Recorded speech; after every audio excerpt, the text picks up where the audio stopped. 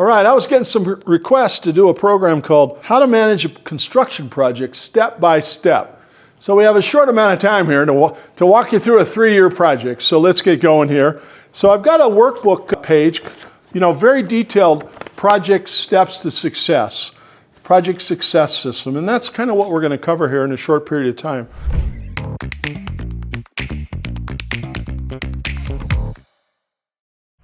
So first of all, we got to have a planning system, pre-project planning system.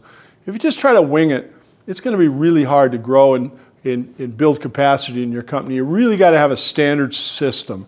Checklists, startup, closeout, weekly, monthly. You got to have a standard way that you do business. So as you grow, you can hire people to do it the way you want it done.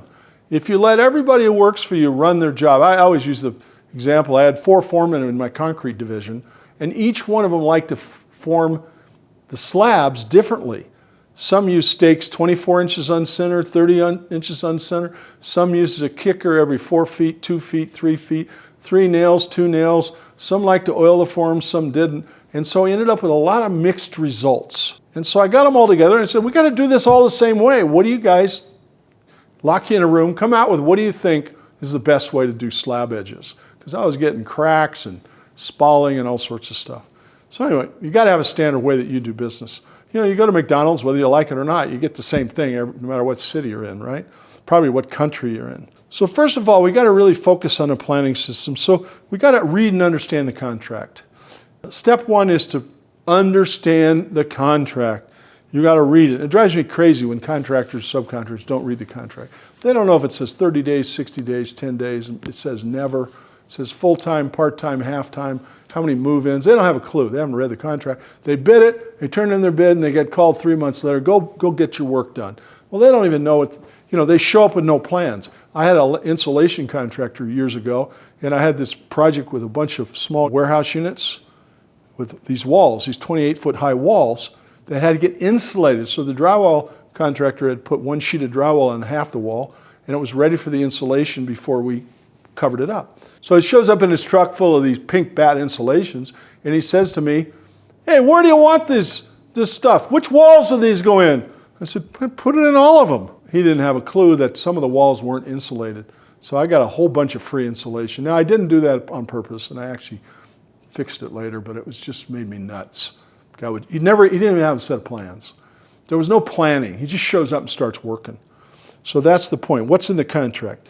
So mandatory pre-job startup, kickoff, turnover, handoff, pre-con, whatever you want to call it, meeting. We get the estimator, the project manager, the foreman together. And before the meeting, I want the foreman to go out to the job, walk the job, even if it's dirt, see where we are, see if there's some neighbor problems, whatever it takes. Where's the water? Where's the power? So when they get there, they're ready. And they come to the meeting, they've looked at the plans, they've thought about how many guys it's going to take to finish the job, etc. So we have this meeting, we come up with a budget, we come up with a plan, the schedule, all those kinds of things. We set up the templates for the job. We talk about which subcontractors and suppliers we want to order from, why not, and we create a new budget, and we talk about spending limits for the superintendent, project managers. We basically set up the job for success. Very similar time frame, we set up a pre-job meeting with the customer. And during the customer meeting, we review the contract with them. Did you know that your contract won't let us do any extra work without your signed approval? Anything you say in writing, we never heard it. We never heard it. If it's not in writing, it really never happened. Everything's got to be in writing. And the only one authorized to approve anything in my company is the project manager. You can talk all day to the supervisor or the foreman, but they don't have the authority to do anything without an approval. So you might as well just talk directly to the project manager. So if you ask the superintendent to do something, he's going to say, no problem, I'll have Joe, my project manager, call you and you guys can work out the price. Because it's a waste of time to talk to the wrong party. All right, so we want to make sure we go through the contract terms, exclusions, inclusions, schedule, milestone, approval dates, all those kinds of things, so we're all on the same page. And then we review the job cost. So what we want to do is make sure what I call the profit builder circle. We have the budget, then we build. And so we keep track of our costs. And if you're self-performing, we have labor hours, how many hours we have. Then we keep track, and we do all the paperwork, and we improve the invoices and the time cards, and then we finish. At the completion, we have our job review meeting, an analysis, a deep dive. How do we do? What do we need to adjust for the next bid? So it's a lifetime circle of improvement. That's what we want to do. We want to make sure we have a profit builder circle of winning the next job at the right price. So that's step number 1, 2, and 3. So as we move forward, now let's start building. All right? So we assign a project manager to be 100% accountable and responsible to get it built through their superintendent and/or foreman. And they're going to be assigned a project administrator, a project engineer, who's going to help them manage the documentation and paperwork, right? So the PM's accountable to get it done. Schedule, quality, supervision, attitude, customer satisfaction, meetings, whatever it takes. And so we've got to make sure the project manager really understands the concept.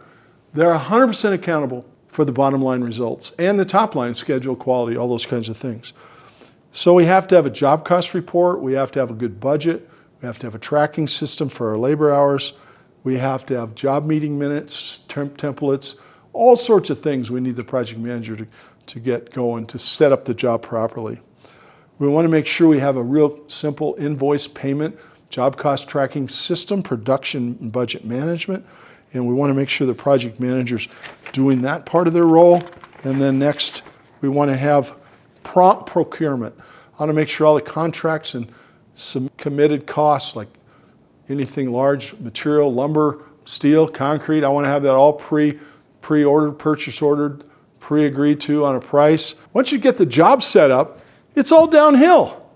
A good estimate, a good job start, anybody can build because it's all there for you. You just got to implement, right? And so we got to get the contracts, the right scope, the right job rules, and all those kind of things. We've got to make sure we meet the schedule. We have to have a realistic schedule. I can't tell you how many times I've gone out on a job, talked to the superintendent. Maybe it's somebody I don't know, doesn't work for me. I go out, one of my clients calls and have me go out to a job with them. I talk to the superintendent. I say, hey, super, what's the drop dead deadline in the contract on this job? And they go, God, I don't know. I think it's in July. You don't even know when you're supposed to be done. Aren't you 100% accountable for the schedule? So they have to know what's required. And so we got to make sure they know the goals and the schedule and the logistics and the expectations for the project. So we've got schedule, we've got contract documentation, conformance, we've got change order management, all those kinds of things we've got to do on a regular basis out there on our job to manage our project properly. Before we send our crew, we have to have pre-mobilization job site walk. Got to go out there and make sure it's ready.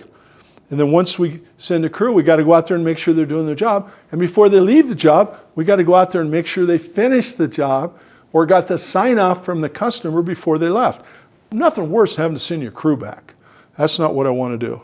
So I have to have our supervisors do some extra work to make sure we don't have a punch list, we're on time, the customer's happy.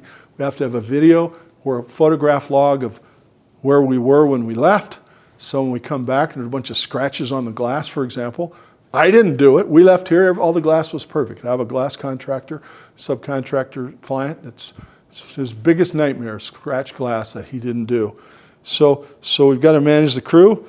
We've got to manage that look-ahead schedule. There's just so many things we have to do to run a job properly. And then if we have our crews, very, very important. You're in the labor business. We're going to talk about productivity in another video. And if you have your own crews, you're in the labor business. Your profit generally is generated by your labor.